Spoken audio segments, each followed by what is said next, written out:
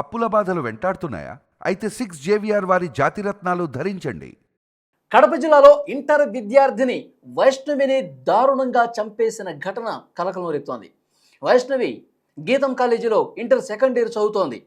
ఇంట్లో గండికోటకి వెళ్ళొస్తాను ఫ్రెండ్స్తో పాటు అని చెప్పి బయలుదేరిన వైష్ణవి సాయంత్రం ఎంతసేపు అయినా తిరిగి రాలేదు. కుటుంబ సభ్యులు ఆందోళనకు గురయ్యారు. వెంటనే పోలీసులకు సమాచారం ఇచ్చారు. ముందు చుట్టుపక్కలంతా వెతికారు, ఫ్రెండ్స్ని ఆరా తీశారు. ఫ్రెండ్స్ ఇచ్చిన సమాచారం, ఈరోజు వైష్ణవిని మేము కలవలేదు, వైష్ణవి మాతో గండికోటకు రాలేదు, వైష్ణవి అసలు మాతో ఈరోజు మాట్లాడనే లేదు అని ఫ్రెండ్స్ సమాచారం ఇచ్చారు. చుట్టుపక్కల వెతికినా ఎక్కడా కనిపించలేదు వైష్ణవి. వెంటనే పోలీసులకు సమాచారం ఇచ్చారు. పోలీసుల దగ్గరికి వెళ్ళి కేసు నమోదు చేశారు. మిస్సింగ్ కేసుగా నమోదు చేసిన పోలీసులు దర్యాప్తులో భాగంగా విచారణ చేస్తుంటే భయంకరమైనటువంటి వాస్తవాలు బయటకు వచ్చాయి. గండికోట రిజర్వాయర్ ప్రాంతంలో ముళ్ళ పొదల్లో బట్టలు లేకుండా నగ్నంగా వైష్ణవి మృతదేహం కనిపించింది. కుటుంబ సభ్యులకు సమాచారం ఇచ్చారు. కుటుంబ సభ్యులు కన్నీరు మున్నీరుగా వినిపిస్తున్నారు. తల్లిదండ్రుల ఆవేదన అంతా ఇంత కాదు. కుటుంబ సభ్యులు ఒక వ్యక్తి గురించి గత కొన్నాళ్లుగా ఆరోపణలు చేస్తూ ఉన్నారు. తన కూతురు వైష్ణవిని కూడా మందలించిన పరిస్థితి. కొన్నాళ్లుగా ప్రేమలో ఉన్నారు వైష్ణవి, లోకేష్. అక్కడ గండికోట రిజర్వాయర్ ప్రాంతంలో ఉన్న సీసీటీవీ ఫుటేజ్ను కూడా పరిశీలించారు. గండికోట రిజర్వాయర్ ప్రాంతానికి వెళుతున్న క్రమంలో ఉదయం సమయంలో బైక్ మీద లోకేష్తో పాటు వైష్ణవిని గుర్తించారు ఆ సీసీటీవీ రికార్డింగ్లో పోలీసులు. ఆ తర్వాత కేవలం 1 గంట వ్యవధిలోనే అక్కడ లోపల నుంచి మళ్ళీ బయటకు వచ్చినటువంటి వీడియో కూడా రికార్డ్ అయింది. అప్పుడు రిటర్న్ అయ్యేటప్పుడు లోకేష్ ఒక్కడే బైక్ మీద కనిపించాడు, కానీ వెనక మాత్రం వైష్ణవి లేదు. మరి ఈ గంట సమయం ఏం జరిగింది? గంట పాటు వాళ్ళ మధ్య ఎలాంటి డిస్కషన్స్ జరిగాయి? పోలీసులు దీని మీద ఇప్పటికే లోకేష్ని అదుపులోకి తీసుకుని విచారిస్తున్నారు. వైష్ణవిని దారుణంగా ఎందుకు చంపావు?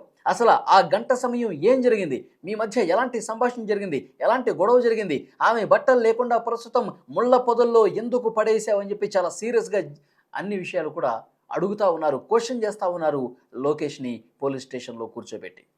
అయితే కుటుంబ సభ్యులు తీవ్ర ఆరోపణలు చేస్తున్నారు. గత కొన్నాళ్లుగా మా అమ్మాయిని వేధిస్తున్నాడు, ట్రాప్ చేశాడు, మా అమ్మాయి మైండ్ను పూర్తిగా డైవర్ట్ చేసి తన వైపు తిప్పుకొని ఈరోజు ఇంతటి అఘాయిత్యానికి పాల్పడ్డాడు, మా కూతుర్ని మాకు కాకుండా చేశాడు, మా కూతుర్ని చాలా దారుణంగా చంపి ముళ్ళ పొదల్లో పడేశాడు, వాడిని కఠినంగా శిక్షించాల్సిందే.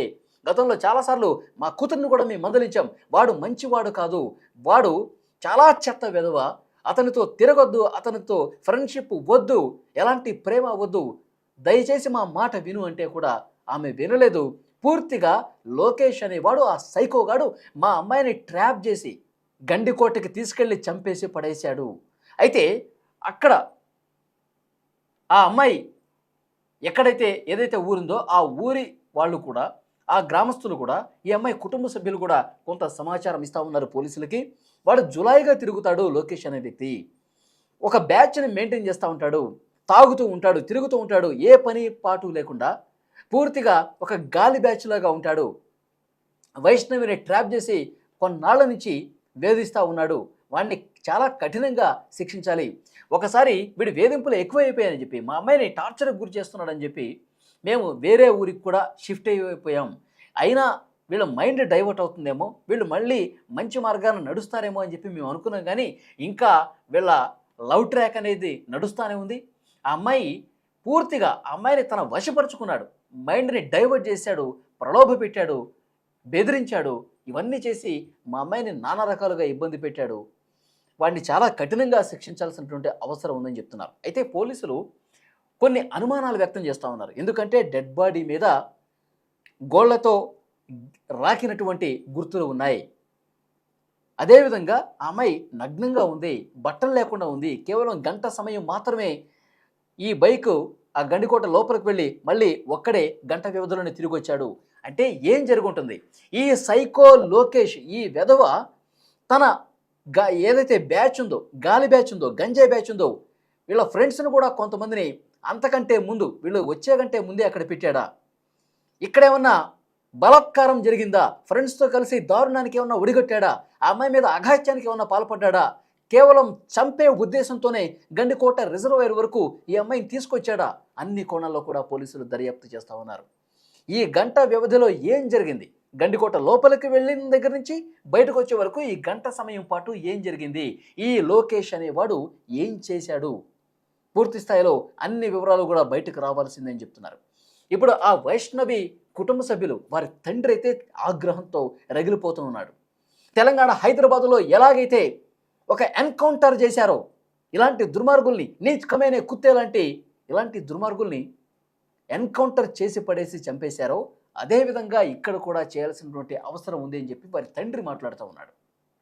చాలా స్పష్టంగా, మీకు చేత కాకపోతే చెప్పండి, జైల్లో పెట్టి నెలలు సంవత్సరాలు కాలం గడపటం కాదు, మీకు చేత కాకపోతే వాడిని మాకు అప్పగించండి, నడి రోడ్డు మీద నరికి చంపేస్తాం, వాడిని నడి రోడ్డు మీద ఉరి తీస్తాం. మళ్ళీ ఎవరో కూడా ఏ ఒక్క ఆడపిల్ల జీవితాన్ని నాశనం చేయకుండా ఉండాలంటే, ఆడపిల్లలతో ఆడుకోకుండా ఉండాలంటే ఇలాంటి శిక్షలు వేయాల్సినటువంటి అవసరం ఉందని చెప్పి వారి తల్లిదండ్రులు కన్నీరు మున్నీరుగా విలపిస్తూ ఆగ్రహంతో రగిలిపోతూ మాట్లాడుతున్నటువంటి మాటలు. ఆ గ్రామంలో ఉన్నటువంటి ప్రజలు కూడా లోకేష్ గురించి సమాచారం ఇస్తూ ఉన్నారు. వీడు తిరుగుబోతూ, తాగుబోతూ, పోరంబోకు ఇలాంటి వాళ్ళు అమ్మాయిల జీవితంతో ఆడుకుంటూ ఉన్నారు, చాలా కఠినంగా వ్యవహరించాలి. అసలు ఆ గంట సమయంలో గండికోట ప్రాంతంలో ఏం జరిగింది, లోపలికి తీసుకెళ్లి వీడు ఏం చేశాడు, ఈ మధ్య ఇక్కడ ఏం జరిగిందో కూడా వాస్తవాలు బయట పెట్టాలంటూ ఆ కుటుంబ సభ్యులే కాదు, గ్రామస్తులు కూడా పెద్ద ఎత్తున ఆందోళన చేస్తూ డిమాండ్ చేస్తున్న పరిస్థితుంది. వీడి గంజాయి బ్యాచ్ ఎవరైతే ఉన్నారో, గాలి బ్యాచ్ ఎవరైతే ఉన్నారో వాళ్ళందరూ కూడా మా అమ్మాయిని ఏమైనా బలాత్కారం చేశారా, దారుణంగా ప్రవర్తించారా, ఇంటర్మీడియట్ సెకండ్ ఇయర్ చదువుతోంది, ఆ అమ్మాయి చూడటానికి ఎంత బాగుంది చూడండి. మన ఇంట్లో కుటుంబ సభ్యులు ఈ విధంగా జరిగితే అసలు ఎవరైనా తట్టుకునే పరిస్థితి ఉందా?